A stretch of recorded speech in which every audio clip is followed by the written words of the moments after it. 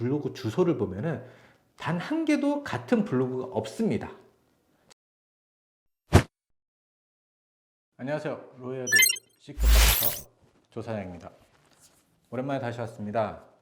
변호사님들이 많이 물어보시는 것 중에서 브랜드 블로그를 여러 개를 하는 게 좋습니까? 이렇게 많이 물어보시는데, 결론적으로 말씀드리면 당연한 거는 많으면 많을수록 좋겠죠. 금액이 문제겠지만, 그러면 왜 여러 개를 만드는 게 좋을까요? 당연히 많이 만들면은 그만큼 포스팅하는 양이 많아지기 때문에 노출에 좀 더 유리할 수 있어서 여러 개를 만들라, 이렇게 말씀을 드리는 게 일반적인 얘기인데요. 로직적인 부분에서 이게 왜 여러 개를 만들어서 상위 노출을 시키는 게 유리한지에 대해서 조금 말씀드릴게요. 네이버 로직은 기본적으로 뷰든 블로그든 그 영역에 보시면은 상위 노출되는 글들이 있어요. 블로그를 가만히 한번 살펴보시면 절대 같은 블로그가 없습니다.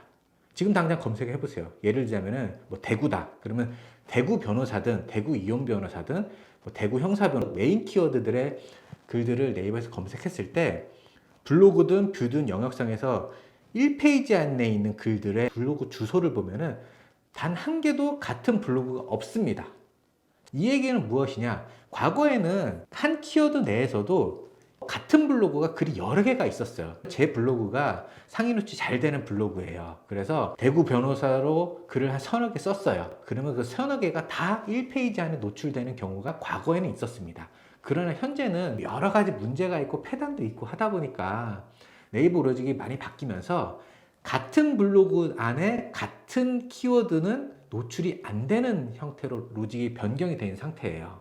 즉 1페이지 내에 내 글이 여러 개가 올라가고 싶다라고 하면은 내 블로그가 아무리 노출이 잘 되는 블로그라 하더라도 대구 변호사를 10개를 쓰든 100개를 쓰든 내 블로그에 있는 대구 변호사 글은 한 개밖에 상위 노출이 안 된다는 겁니다. 그럼 어떻게 할까요? 그래서 내 블로그를 하나 올리고 남의 블로그도 하나 올리고 이렇게 해서 여러 개 대구 변호사로 검색했을 때 내 글이 여러 개가 나올 수 있도록 여러 블로그를 운영을 하게 되는 거죠. 자, 여기서 출발하는 거예요. 그러면은 당연히 내 블로그가 여러 개 있어서 3개 정도가 노출이 된다라고 했을 때 그 3개 되는 블로그에다 각각 다 대구 변호사를 썼어요. 그럼 산술적으로는 이 블로그 3개는 각각 다 다른 블로그잖아요. 포스팅한 주제는 같더라도 블로그 주소는 각각 다르기 때문에 3개 다 상위 노출이 될 수 있는 요건이 되는 거예요. 물론 그 요건 중에서 무조건 블로그만 좋아야 되는 건 아니고 포스팅된 내용이라든지 여러 가지 맞아야 되겠지만 다 조건에 맞는다면 내 블로그 3개에다가 대구 변호사를 다 올렸다. 그럼 3개가 다 상위 노출이 될 수 있는 거죠. 그런 거기 때문에 블로그를 과거에는 한 개만 운영을 했다면 지금은 2개, 3개, 4개, 많으면 뭐 대여섯 개씩 운영하는 분들도 계시고요. 최소한 저도 말씀드릴 때는 가급적인 하나보다는 2개 이상, 많으면 3개 정도까지도 운영할 수 있으면 운영하시라, 이렇게 말씀드립니다.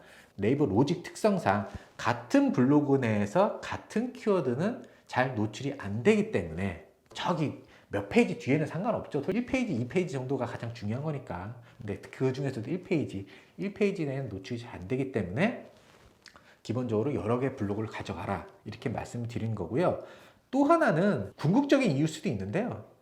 저품질은 누구나 걸릴 수 있습니다. 블로그가 저품질 되는 이유는 수만 가지예요. 뭐 정확히 알 수는 없습니다. 어떤 그 대행사도 알 수 없고요. 네이버만 알겠죠. 일단 대행사 애들은 대략의 이게 왜 저품질이 됐을지 추론을 하는 거지, 그게 확실한 어떤 과학적인 근거를 가지고 로직의 근거를 가지고 설명하지 않아요. 물론 저품질된 블로그를 저희도 보면은 저품질 될 만하다라는 어떤 그런 통상적인 어떤 내용은 있어요.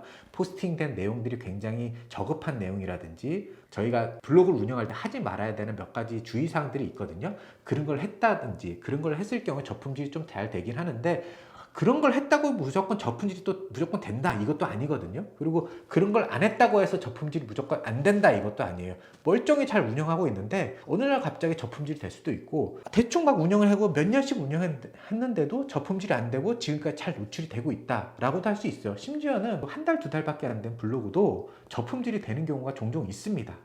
즉 저품질은 어떤 누구든지 피해갈 수 없는 하나의 현상이기 때문에 이 저품질을 대비하기 위해서는 최소 2개, 3개 정도 블로그를 운영을 하시라, 이렇게 말씀드리죠. 갑자기 저품질 되면 그 블로그는 사실상 날아가 버리는 거잖아요. 아깝잖아요. 여러 개 블로그를 같이 키워왔다라고 한다면은 한두 개가 죽어도 나머지 두세 개 정도가 버티고 있으니까 어느 정도 운영이 계속되고 또 필요하면 저품질된 블로그를 대체해서 한두 개 정도 더 그 안에 보강하고 이런 식으로 로테이션을 돌릴 수 있기 때문에 가급적이면 블로그를 여력이 된다면은 시간적인 여력이나 금전적인 여력 또는 이걸 대행사에서 충분히 맡길 수 있는 여력이 된다라고 하시면은 최소 2개, 많으면 3개, 4개 정도까지는 운영을 하시라. 물론 그 운영하실 때 운영을 어떻게 할지는 이제 상의를 해보고 결정을 해봐야 되겠지만 똑같이 운영할지 어떤 주제를 각각 다르게 하고 운영할지는 상황에 따라서 좀 결정을 해야 되겠지만 기본적으로 최소 2개에서 3개 정도는 운영을 하시라 이렇게 말씀드리게 됩니다. 자, 오늘은 그 블로그를 여러 개 운영하는 이유에 대해서 깊은 내용은 아니었어요. 그래도 간략하게 설명을 드렸고요. 좀 더 궁금한 사항 있으면 댓글이나 저희한테 DM 보내주시면 저희가 답변 드릴 수 있도록 하겠습니다. 감사합니다.